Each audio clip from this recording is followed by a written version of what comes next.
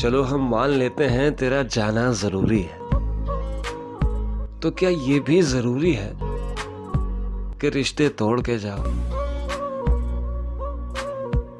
چلو یہ فرض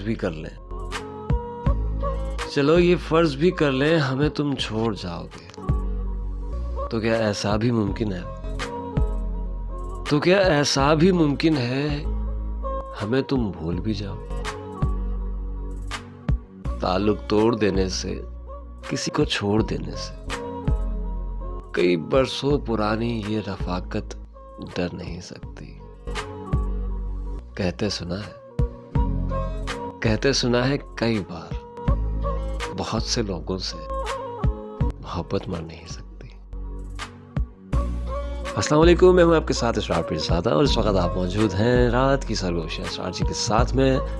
تو ضرور بتائیے گا کہ انتخاب آپ کو کیسا لگا۔ نام لینے سے منع کیا تھا تو میں اس شخص کا، اس بندے کا، اس انسان کا نام نہیں لیتا، لیکن ضرور بتائیے گا کہ کیسا لگا، کیونکہ آپ سبھی لوگ کے لیے تھا۔ تو خیال رکھیے گا اپنا اور ان کا جو آپ کا خیال رکھتے ہیں۔ فی امان اللہ۔